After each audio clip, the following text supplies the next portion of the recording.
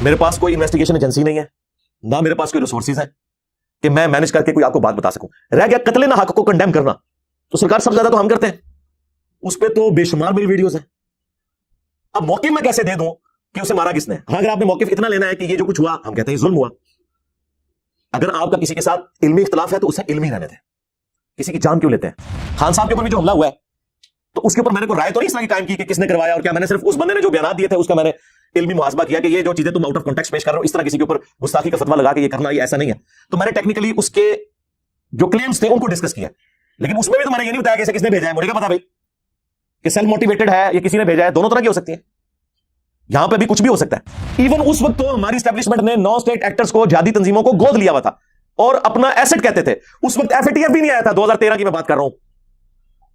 اور میں اس وقت کہہ رہا تھا یہ غلط ہو رہا ہے، فوج کے علاوہ کسی کو اسلحہ اٹھانے کی اجازت نہیں ہونی چاہیے، ورنہ تو جیسے یہ لوگ آزاد ہوں گے یہ تو ہمیں ماریں گے آگے. آج جتنے اسٹریٹ کرائم ہو رہے ہیں نا، عام بندہ نہیں ہے اسٹریٹ کرائم کر سکتا.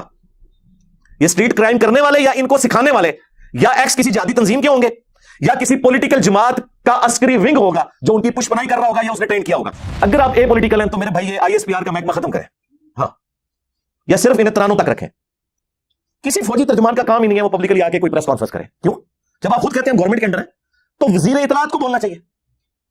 اگر کسی ایجنسی کے بڑے کو کوئی میسج پہنچانا ہے تو ڈیفینس منسٹر کا کام ہے وہ بولے، تب اے پولیٹیکل آپ کو مانیں گے. یہ نہیں ہے کہ ایک پولیٹیکل گورنمنٹ کو کمزور کرنے کے لیے ختم نبوت کے نام پر 2017 میں دھرنا دیا گیا اور آپ کا ایک بندہ ٹویٹ کر رہا ہے کہ ہمارا ختم نبوت کے اوپر ایمان ہے. مطلب یہ کہ ہمارا تو ختم نبوت کے اوپر ایمان ہے، لیکن اس وقت جو ہمارا پرائم منسٹر ہے نا یہ نعوذ باللہ قادیانی نواز ہے. اس کا مطلب تو یہی نکلتا ہے نا. اور اس وقت خان صاحب بغلیں بجا کے اس سسٹم کا حصہ بنے ہوئے تھے اور کہتے میرا بھی دل کرتا ہے، ہمارے لوگ بھی چاہتے ہیں کہ اس دھرنے میں بیٹھیں، لیکن انہیں کیا پتا تھا کہ ایک وقت آئے گا کہ یہی گالی آپ کو دی جائے گی. وہ وقار اور خرم وہ کدھر ہے؟ اور ایسی معجزانہ وہ گاڑی ہے کہ اس گاڑی پہ ساری طرف سے گولیاں چلی ہیں اور ساری ایک ہی بندے کو لگی ہیں، اور جو ساتھ ڈرائیور بیٹھا ہوا ہے اسے کوئی بھی گولی نہیں لگی.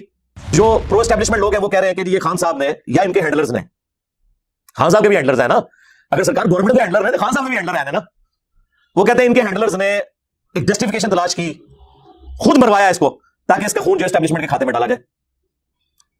اور اسٹیبلشمنٹ والے کہتے ہیں نہیں ہمارا دماغ خراب ہے کہ ہم یہ حرکت کریں کہ اس جدید دور کے اندر تو فون کے ریکارڈ کے ذریعے باقی چیزوں سے فوراً پکڑا جاتا ہے. ہم نے کام کیوں کرنا تھا؟ اسی لیے انہوں نے فوراً آفیشیل لیٹر پرائم منسٹر کو لکھا کہ آپ جے آئی ٹی بنائیں اور تحقیق کریں اس پورے معاملے کی. ہماری ایجنسیز، ہماری فورسز، ہمارے ادارے کیا اس لیے بنے ہوئے ہیں کہ لوگوں کی ننگی ویڈیوز بنا کے ریلیز کریں، یا انہوں نے ملک و قوم کی حفاظت کرنی ہے؟ کیا یہ لوگ اپنی نجی زندگی کے اندر پاک صاف ہیں؟ لیکن مسئلہ یہ ہے کہ ان کی ویڈیوز کو بنا نہیں سکتا، اس لیے بڑے سکون سے پھر رہے ہیں اور اس دن سے ڈر جائیں. میں آج آپ کو پیش گوئی کر رہا ہوں، جس طرح کی پھوٹ اب پڑنی شروع ہوئی ہے نا، ایک وقت آئے گا جب یہ دھڑے بنیں گے نا ان اداروں کے اندر بھی، تو ایک دھڑا جو ہے دوسرے کی ویڈیوز ریلیز کرے گا اور دوسرا دھڑا پہلے والے کی ریلیز کرے گا. یہ بھی آنا شروع ہو جائے گا. یہ کون سی دین کی خدمت اور پاکستان کی خدمت ہو رہی ہے کہ آپ لوگوں کی ننگی ویڈیوز ریکارڈ کرتے ہیں اور ریلیز کرتے ہیں؟ اس کا اور اللہ کا معاملہ ہے. علی بھائی، ارشد شریف کے قتل کے بارے میں آپ کا پوائنٹ آف ویو نہیں آیا. کیسے آئے میرے بھائی؟ روزانہ ایک نئی کہانی آ رہی ہے. یہ جس نے لکھا ہے وہ ذرا مجھے بتا دے اس کے پاس کون سی دلیل ہے جس کو ہم بیان کریں. یعنی دو پارٹیاں کھڑی ہوئی اس ٹاپک کے اوپر، ایک پرو اسٹیبلشمنٹ لوگ یعنی other then P T I, کیونکہ میں 2022 نومبر میں ہوں. اگر میں نومبر 2021 میں ہوتا تو پی ٹی آئی ہوتی، کیونکہ اس وقت تو یہ گود میں بیٹھے ہوئے تھے نا اسٹیبلشمنٹ کی، اس وقت ہمیں سمجھاتے تھے. ان سمجھ لگی دونوں؟ اچھا. اور دوسرا موقف جو ہے وہ اسٹیبلشمنٹ کے مخالفین کا ہے، یعنی پی ٹی آئی. اور ظاہر ہے وہ تو ہم آج کی بات کر رہے ہیں، 8 سے سال پہلے کرتے تو دوسرے لوگوں کی بات ہو رہی ہوتی. اور دونوں کے موقف روزانہ چینج ہو رہے ہیں. کوئی کہتا ہے جی کھرا ایتھے نکل آیا، کوئی کہتا ہے جی کھرا ایتھے نکل آیا. میرے بھائی، جب امت میں معاملات کے ایمبیگوس ہونے کا یہ لیول ہو کہ دین جو دو قطوں کے درمیان عقیدے کی شکل میں قرآن میں محفوظ ہے، امت کی اکثریت اس کے خلاف عقیدے رکھے ہوئے ہیں، وہاں پہ جو اس طرح کے ایشوز ہیں ان کے اوپر کیسے کوئی رائے قائم کی جا سکتی ہے؟ یا تو کوئی اسٹیبلش ہو کے تحقیقات ہمارے سامنے آ جائیں ایسی کہ جس کے اوپر لوگ متفق ہیں، پھر تو ہم کوئی رائے قائم کریں. میرے پاس کوئی انویسٹیگیشن ایجنسی نہیں ہے، نہ میرے پاس کوئی ریسورسز ہیں کہ میں مینج کر کے کوئی آپ کو بات بتا سکوں۔ رہ گیا قتل نہ حق کو کنڈیم کرنا، تو سرکار سب سے زیادہ تو ہم کرتے ہیں، اس پہ تو بے شمار میری ویڈیوز ہیں۔ اب موقف میں کیسے دے دوں کہ اسے مارا کس نے؟ ہاں، اگر آپ نے موقف اتنا لینا ہے کہ یہ جو کچھ ہوا، ہم کہتے ہیں یہ ظلم ہوا۔ اگر آپ کا کسی کے ساتھ علمی اختلاف ہے تو اسے علمی رہنے دیں، کسی کی جان کیوں لیتے ہیں؟ قتل نہ حق کے خلاف تو سب سے زیادہ میں بولتا ہوں، میری درجنوں ویڈیوز ہیں۔ آپ قتل نہ حق اور میرا نام لکھیں تو آپ دیکھیں، یہ سیالکوٹ انسیڈنٹ ہوا جب ایک سری لنکن کو بے دردی سے قتل کیا گیا، اس پہ بھی میرا پورا نیریٹو آیا تھا۔ اس کے بعد ایک پاگل تھا جس نے قرآن کے اوراق جلا دیے ملتان والی سائٹ کے اوپر، اس کے اوپر بھی میرا نیریٹو آیا۔ اس سے پہلے بھی جب یہ لسانی بنیادوں پر، سیاسی اختلافات کی بنیاد کے اوپر، جب میری پہلے والی قرآن تفسیر ریکارڈ ہو رہی تھی جو 344 لیکچرز میں مکمل ہوئی، اس میں جب میں سورہ نساء کی آیت نمبر 92 پہ پہنچا تھا نا، کہ جس نے کسی مسلمان کو جان بوجھ کر قتل کیا اس کا ٹھکانہ ہمیشہ کی جہنم ہے، وَلِعَوْذُ بِاللَّهِ تعالی، اس کے کانٹیکسٹ میں میں نے قتل نہ حق کے اوپر جو گفتگو کی تھی، اس وقت جو کراچی میں مہاجر اور سندھیوں اور پٹھانوں کے جو اختلافات چل رہے تھے اور بلوچستان کے اندر جو کچھ ہو رہا تھا، میں اس وقت بولتا تھا۔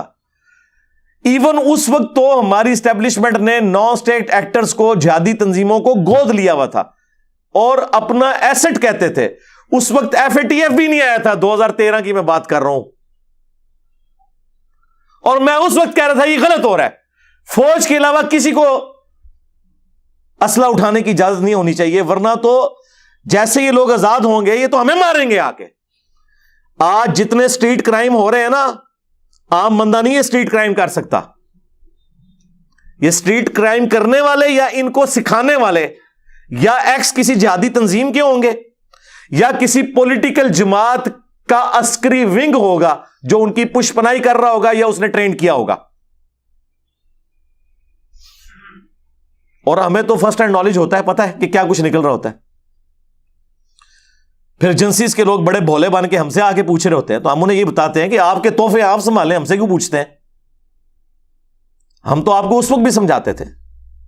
DGISPR نے 2015 میں پہلی دفعہ پبلکلی آ کے کہا تھا کہ جی نان اسٹیٹ ایکٹرز نہیں ہونے چاہیے اور اس طریقے سے یہ معاملات، اور ہم 2012-13 میں کہہ رہے تھے کہ نہیں ہونے چاہیے۔ اور آج کی تو صورتحال کسی نے سوچی تھی کہ FATF کی وجہ سے مطلب ہمارے جینز تک اب انہوں نے چیز داخل کر دی ہے کہ نان اسٹیٹ ایکٹر نہیں ہونا چاہیے۔ اور اس کا آغاز ہوا وہ APS والا جو معاملہ ہوا، اس کے بعد سے جو پشاور کا انسیڈنٹ ہوا، اور پھر ضرب عزم، رد الفساد اور یہ سارے معاملات شروع ہوئے۔ آج ہمارے فوجی شہید ہو رہے ہیں، ہمیں اس چیز کا دکھ ہے کہ کسی کا بویا ہوا وہ کاٹ رہے ہیں، اور کسی سے مراد ان کے بڑے ہیں، ہمارے بڑے نہیں۔ کبھی کسی پولیٹیشین نے یہ کام نہیں کیا، یہ ساری پالیسیز یہ لوگ بناتے رہے۔ لیکن دکھ کی بات ہے کہ جنہوں نے بنائی وہ تو دنیا سے چلے گئے، آخرت میں تو ان کے ساتھ جو ہونا ہے وہ ہونا ہے، لیکن پیچھے آج ہمارے بچے شہید ہوتے ہیں تو ہمیں تکلیف ہوتی ہے جب ایک مسلمان کے ہاتھوں دوسرا مسلمان فوجی شہید ہوتا ہے۔ لیکن ہم کہتے ہیں کہ آپ اپنی غلطیوں کے اوپر ذرا نظر دوڑائیں، یہ آپ کے بڑوں کی غلطیاں تھیں جو بھگتنی پڑ رہی ہیں۔ اب وہ کہتے ہیں نہیں ہم پولیٹیکل ہیں، ہمارا کوئی سیاست سے تعلق نہیں ہوگا۔ اور بھائی اگر آپ پولیٹیکل ہیں، سیاست سے آپ کا کوئی تعلق نہیں ہے، اگر مجھ سے پوچھیں، میری رائے ہے، ہر ایک بندے کو حق ہے رائے رکھنے کا، اور پھر میرے جیسا پڑھا لکھا بندہ جس نے پچھلے 10-12 سال میں ثابت کر دیا ہے کہ آپ کے تھنک ٹینکس جو چیزیں آج سمجھ رہے ہیں ہمیں 12 سال پہلے سمجھ آ گئی تھی، 10 سال پہلے سمجھ آ گئی تھی۔ تو آج آپ کو ایک اور بات بتائیں کہ اگر آپ پولیٹیکل ہیں تو میرے بھائی یہ ISPR کا محکمہ ختم کریں، ہاں، یا صرف انہیں ترانوں تک رکھیں۔ کسی فوجی ترجمان کا کام ہی نہیں ہے وہ پبلکلی آ کے کوئی پریس کانفرنس کرے، کیوں؟ جب آپ خود کہتے ہیں ہم گورنمنٹ کے انڈر ہیں تو وزیر اطلاعات کو بولنا چاہیے. اگر کسی ایجنسی کے بڑے کو کوئی میسج پہنچانا ہے تو ڈیفنس منسٹر کا کام ہے وہ بولے. تب اے پولیٹیکل آپ کو مانیں گے ہم کہ آپ نے ڈائریکٹ کمیونیکیشن بھی نہیں عوام کے ساتھ کرنی. یہ نہیں ہے کہ ایک پولیٹیکل گورنمنٹ کو کمزور کرنے کے لیے ختم نبوت کے نام پر 2017 میں دھرنا دیا گیا اور آپ کا ایک بندہ ٹویٹ کر رہا ہے کہ ہمارا ختم نبوت کے اوپر ایمان ہے. مطلب یہ کہ ہمارا تو ختم نبوت کے اوپر ایمان ہے لیکن اس وقت جو ہمارا پرائم منسٹر ہے نا یہ نعوذ باللہ قادیانی نواز ہے. اس کا مطلب تو یہی نکلتا ہے نا. اور اس وقت خان صاحب بغلیں بجا کے اس سسٹم کا حصہ بنے ہوئے تھے اور کہتے تھے میرا بھی دل کرتا ہے, ہمارے لوگ بھی چاہتے ہیں کہ اس دھرنے میں بیٹھیں, لیکن انہیں کیا پتا تھا کہ ایک وقت آئے گا کہ یہی گالی آپ کو دی جائے گی.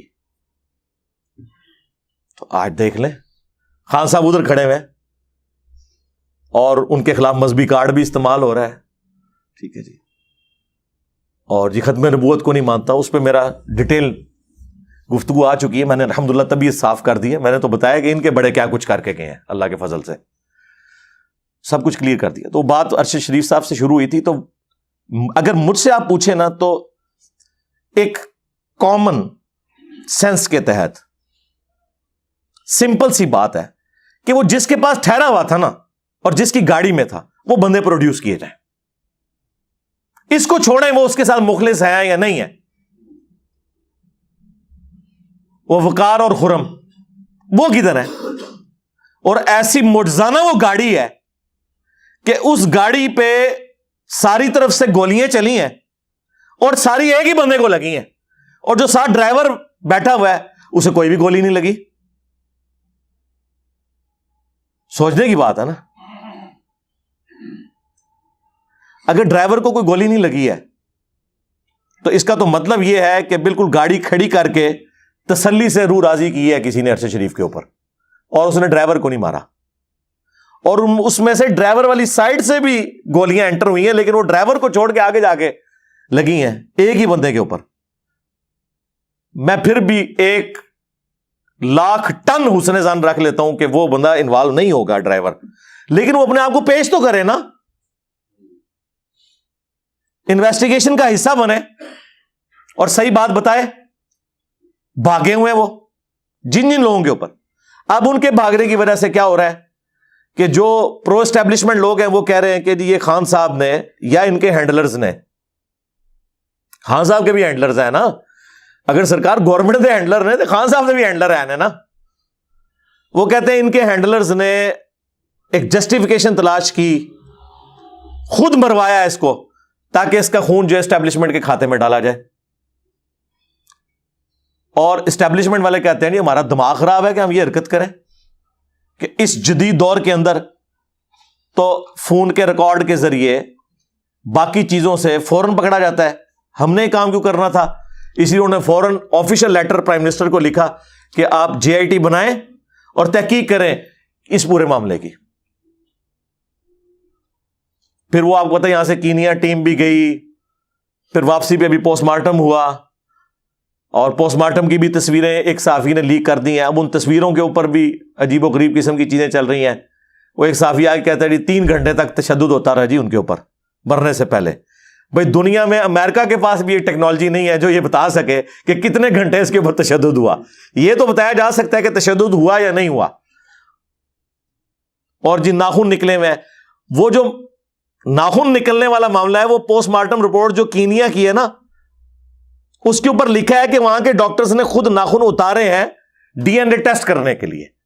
وہ والے ناخن ہی نکلے ہوئے وہ جو کسی زمانے میں MKM کے حکومت خانوں میں سندھیوں کے اور پنجابیوں کے نکالے جاتے تھے, یہ وہ والے نہیں ہیں. اور بوری بند لاشیں ملتی تھیں. اب تو بڑے اچھے بچے بن چکے ہیں بیچارے. دیکھیں کیا تمکنت تھی, اور آج مسکینوں کی طرح ریکویسٹ کرتے پھرتے ہیں. ہر عروج کو زوال ہے, یہ دیکھ لیں. تو اس طریقے سے مختلف چیزیں. اور وہ کہہ رہے ہیں چونکہ وہ گولی لگنے کی جگہ جو ہے وہ سیاہ بھی ہوئی ہے, اگر گولی قریب سے ماری جائے نا تو وہ جگہ سیاہ ہو جاتی ہے, چونکہ وہ بالکل قریب سے اور وہ گرم ہوتی گولی اس وقت، تو وہ کہتے ہیں اگر دور سے ہو تو صرف زخم کا نشان ہوتا ہے، اگر قریب سے ہو تو سیاہ بھی ہوتا ہے. وہ کہتے ہیں بالکل قریب سے ماری گئی ہیں. ہر طرح کی سٹوریز اس حوالے سے مارکیٹ میں آئی ہوئی ہیں. تو ایسی صورتحال کے اندر ہم زیادہ سے زیادہ اس چیز کو کنڈیم کر سکتے ہیں. اور مجھے تو کسی سے کوئی سرٹیفکیٹ لینے کی ضرورت نہیں ہے کہ میں قتل ناحق کے حوالے سے کیا سٹانس رکھتا ہوں. میں تو بڑی سخت، بہت زیادہ سخت میرا اس حوالے سے سٹانس ہے. میں نے کئی ایک آیات اور احادیث سے اسے بارہا میں نے پریزنٹ کیا ہے. آج وہ ٹاپک نہیں، میں اس طرف جانا نہیں چاہتا، ادروائز وہ ساری آیات اور احادیث مجھے ازبر ہیں.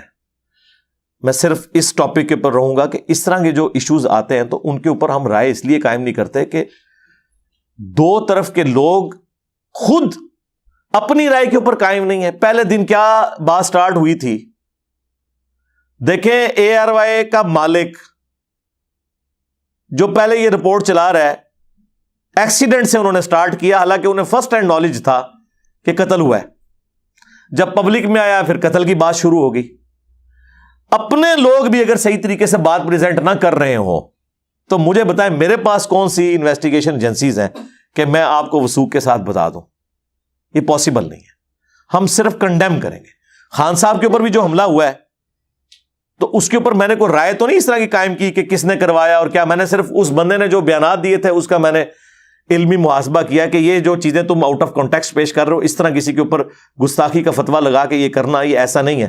تو میں نے ٹیکنیکلی اس کے جو کلیمز تھے ان کو ڈسکس کیا، لیکن اس میں بھی تو میں نے یہ نہیں بتایا کہ اسے کس نے بھیجا ہے. مجھے کیا پتا بھائی کہ سیلف موٹیویٹڈ ہے یا کسی نے بھیجا ہے. دونوں طرح کی ہو سکتی ہیں.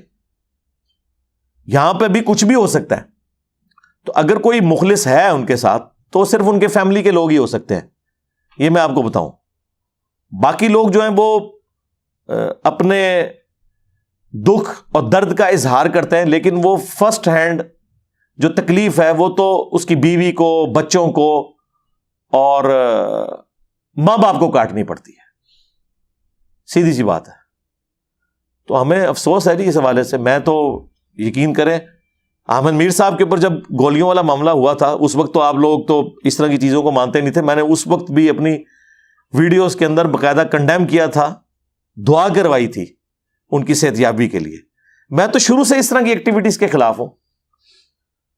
ابھی بھی میں کہتا ہوں جو صحافی بچ گئے ہیں اللہ تعالیٰ ان کے ساتھ عافیت والا معاملہ فرمائے، اور جو اس طرح کی تکلیف میں شہید ہوئے ہیں اللہ تعالیٰ ان کی مغفرت فرمائے، انہیں شہادت کا رتبہ عطا فرمائے، ان کے لواحقین کو صبر اور صبر پر اجر عظیم عطا فرمائے. اور جن لوگوں کے بارے میں ہم یعنی سن رہے ہیں کہ وہ اگلے نمبر بھی کوئی لگے ہوئے ہیں لوگوں کے، تو میں ریکویسٹ کروں گا اگر اپنے یہ کر رہے ہیں تو اس طرح کی حرکتوں سے باز آ جائیں. اور اگر کوئی دشمن ہماری آپس کی دشمنی کا فائدہ اٹھا کر ایک دوسرے کو لڑوا رہے ہیں، تب بھی میں قصوروار اپنوں کو ہی سمجھتا ہوں کہ بہرحال دشمن بھی کوئی کام کرے، دشمن کے شر سے بچانا بھی تو اپنوں کا کام ہے نا. ہماری ایجنسیز، ہماری فورسز، ہمارے ادارے کیا اس لیے بنے ہوئے ہیں کہ لوگوں کی ننگی ویڈیوز بنا کے ریلیز کریں، یا انہوں نے ملک و قوم کی حفاظت کرنی ہے؟ کیا یہ لوگ اپنی نجی زندگی کے اندر پاک صاف ہے؟ لیکن مسئلہ یہ ہے کہ ان کی ویڈیوز کو بنا نہیں سکتا، اس لیے بڑے سکون سے پھر رہے ہیں. اور اس دن سے ڈر جائیں. میں آج آپ کو پیش گوئی کر رہا ہوں، جس طرح کی پھوٹ اب پڑنی شروع ہوئی ہے نا، ایک وقت آئے گا جب یہ دھڑے بنیں گے نا ان اداروں کے اندر بھی، تو ایک دھڑا جو ہے دوسرے کی ویڈیوز ریلیز کرے گا اور دوسرا دھڑا پہلے والے کی ریلیز کرے گا. یہ بھی آنا شروع ہو جائے گا. یہ کون سی دین کی خدمت اور پاکستان کی خدمت ہو رہی ہے کہ آپ لوگوں کی ننگی ویڈیوز ریکارڈ کرتے ہیں اور ریلیز کرتے ہیں؟ اس کا اور اللہ کا معاملہ ہے. اور پھر بعض اوقات نفس سے مغلوب ہو کر کسی نے کوئی عمل کر بھی لیا، اللہ سے توبہ کرے، اللہ تعالیٰ قبول کرنے والا ہے. آپ ان ویڈیوز کے اوپر بات کر رہے ہیں، بخاری مسلم دونوں میں حدیث ہے. ایک صحابی نے کہا یا رسول اللہ، میں نے آج مدینے کے کنارے پر ایک عورت کو گلے لگا لیا اور سوائے انٹر کورس کے میں نے سب کچھ اس کے ساتھ کیا، مجھے پاک کر دیں. حضرت عمر بیٹھے تھے، انہوں نے کہا اللہ نے تیرا پردہ رکھا تھا، تو خود آ کے کیوں اپنا پردہ چاک کر رہا ہے؟ نبی علیہ السلام خاموش ہو گئے. تھوڑی دیر بعد سورہ ہود کی آیات نازل ہوئیں کہ نماز قائم رکھو دن کے دونوں سروں کے اوپر، بے شک نیکیاں گناہوں کو مٹا دیتی ہیں۔ نبی الاسلام نے فرمایا وہ بندہ کدھر گیا؟ آپ نے یہ آیت تلاوت کی کہ نماز پڑھنے سے، نیک اعمال کرنے سے گناہ آٹومیٹیکلی معاف ہوتے رہتے ہیں، صغیرہ گناہ، اور صغیرہ گناہ جو چھوٹے گناہ ہیں۔ لیکن یہ یاد رکھیے گا، کوئی بھی چھوٹا گناہ جو ہمیشہ کیا جائے وہ بڑا گناہ بن جاتا ہے۔ اب کوئی اس کی بنیاد پہ یہ نہیں کہے گا کہ یہ جو لڑکے اور لڑکیاں ڈیٹس مارتے ہیں وہ جائز ہو گئی، بعد میں نماز پڑھ لو تو معاف ہو جائے گا، نہ، اس کے اوپر میری ویڈیو ریکارڈ ہو چکی ہے گناہ کبیرہ کے حوالے سے، انشاءاللہ آج یا کل وہ اپلوڈ ہو جائے گی، اس میں نے تفصیلی گفتگو اسی حدیث کے کانٹیکسٹ میں کیا۔ لہٰذا اگر کسی سے کوئی ایسا معاملہ ہو گیا ہے، یا آپ کو پتہ ہے وہ اعظم سواتی صاحب کی ویڈیو، وہ تو خیر ان کی بالکل نجی تھی، اب اس پہ بھی دو طرح کی رائے آ رہی ہیں، کوئی کہہ رہے ہیں اصلی ہے، کوئی کہہ رہے جعلی ہے۔ جب وہ بندہ خود کہہ رہا ہے یار اصلی ہے کچھ حصے اس کے، تو میرا خیال ہے آپ کو زیادہ وفاداری کرنے کی ضرورت نہیں ہے۔ کون بندہ ہوگا جو کہے کہ جی ہاں جی اصلی ہے، مجھے پتہ ہے میری ہے؟ یہ تو کوئی نہیں کرتا، لوگ تو انکار کرتے ہیں۔ پرویز رشید صاحب کی بھی ہوئی، اس سے پہلے اور لوگوں کی بھی ہوتی رہی ہیں، یہ کوئی دین کی خدمت نہیں ہو رہی۔ اس طریقے سے نفرتیں پھیلیں گی، معاملات بگڑیں گے۔